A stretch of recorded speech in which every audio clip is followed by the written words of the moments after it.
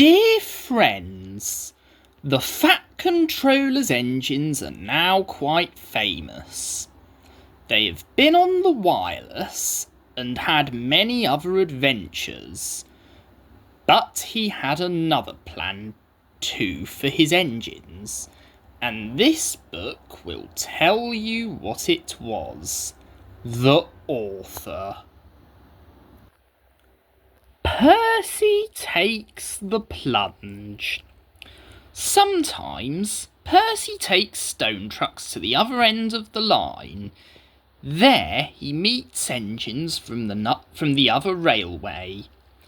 One day Henry wanted to rest in the shed, but Percy was talking to some tank engines.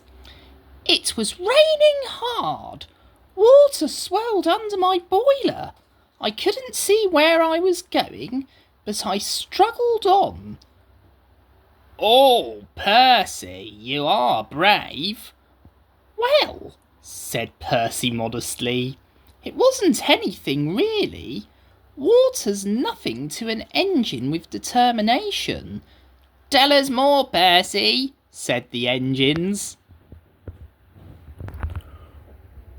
"What are you engines doing here?" hissed Henry. "This shed is for the Fat Controller's engines. Go away." "Silly things," Henry snorted. "They're not silly." Percy had been enjoying himself. He was cross because Henry had sent them away. "They are silly, and so are you. Water's nothing to an engine with determination. Bah!"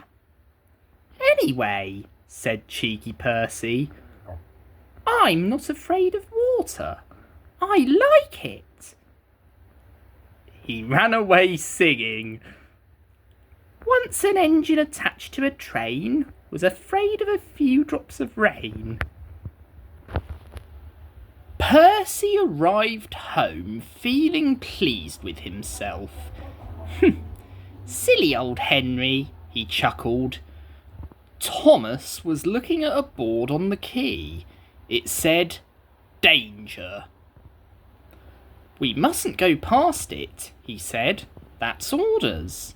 "Why?" "Danger means falling down something," said Thomas. "I went past danger once and fell down a mine." Percy looked beyond the board. "I can't see a mine," he said. He didn't know that the foundations of the quay had sunk and that the rails now sloped downward to the sea. "Stupid board," said Percy. For days and days he tried to sidle past it, but his driver stopped him every time. "No, you don't," he would say. Then Percy made a plan.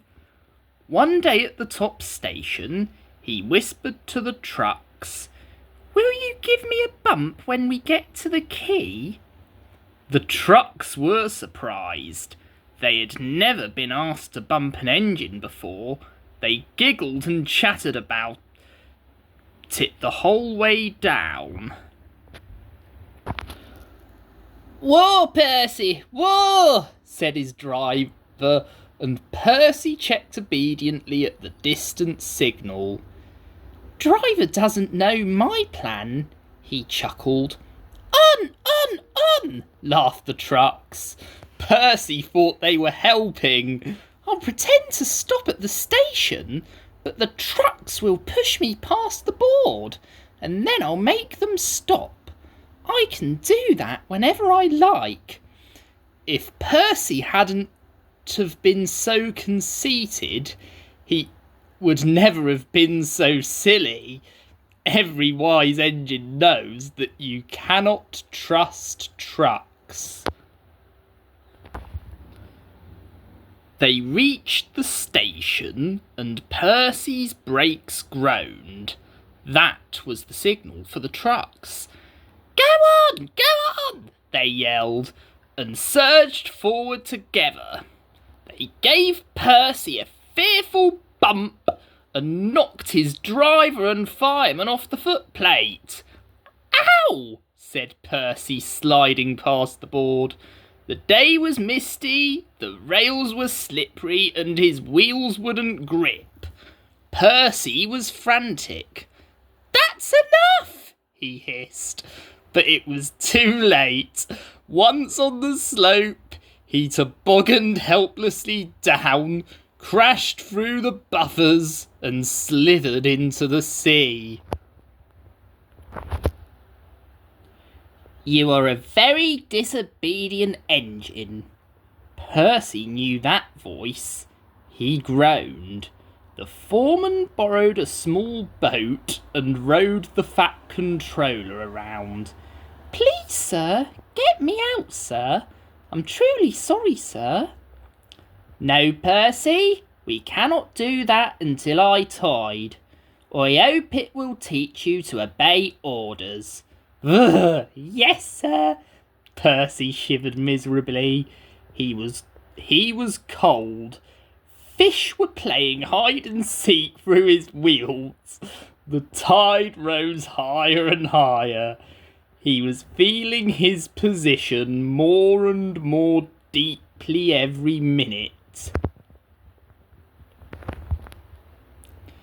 It was nearly dark when they bought floating cranes, cleared away the trucks, and lifted Percy out. He was too cold and stiff to move by himself, so he was sent to the works the next day on Henry's goods train. Well, well, well, chuckled Henry. Did you like the water? No.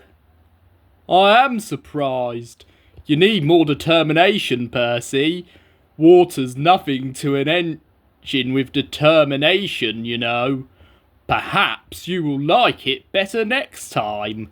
But Percy is quite determined that there won't be a next time.